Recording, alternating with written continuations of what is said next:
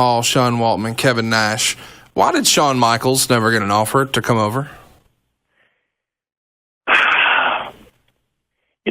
It's not that his name didn't come up, but I think, I knew of Shawn, and I knew, when Shawn Michaels and Marty Jannetty were the rockers in AWA, and they were both on the very first live event I ever promoted in Mason City, Iowa. And so it was Wahoo McDaniel and Mandy Fernandez, Rick. Yeah, so, God, the Chief. It's not that I didn't know Shawn or know who he was and have a brief kind of encounter with him early on, but I didn't know him. You know what I mean?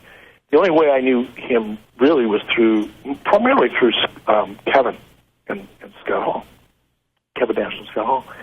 And I was always under the impression that, he was happy where he was, and he just felt comfortable working for WWE, and that he was never really interested in coming out. He was under contract and never really interested. But you also have to keep in mind, after the Lex Luger thing, and this is what, in the context of talking about history and what was going on, how things were different, WWF was asleep at the wheel in some respects at that time because they could afford to be.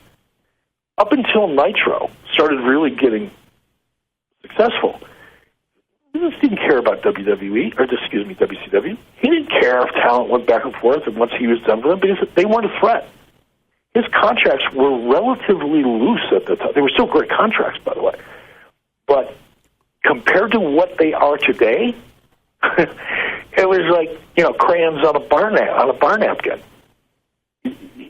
The contracts got so much tighter after the Lex Luger and after the success of Nitro and Savage coming over, and all of a sudden things started looking a little different from the McMahon side of the equation, and they started really buttoning their stuff up. I'm sorry, I forgot what the question was. Just about Shawn coming over to the NWO.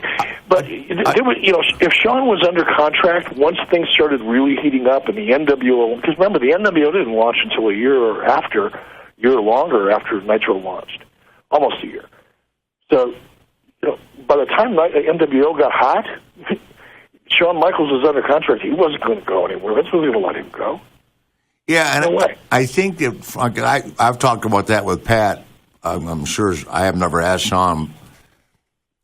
His answer was that he wasn't interested, which doesn't matter one way or another. But I think that when they talked to Shawn about him leaving, they pretty much convinced him that he wouldn't have the creative influence. In other words, he was going to be under the Hulk Hogan deal. Does that make sense? Yeah. And that wasn't working. That wasn't going to work for Shawn, who, obviously took off and became probably their premier performer. I mean, right there with the Undertaker and Triple H. And I'll tell you guys what, Scott Hall and I, text each other or tweet each other every once in a while. Yeah. And so some fans said, God, what would have happened if Shawn Michaels would have been a part of the NWO? And I tweeted back. It was between Scott Hall and another fan, and I jumped in. I said, what would have happened? What little liver I had left when I left WCW would have been gone.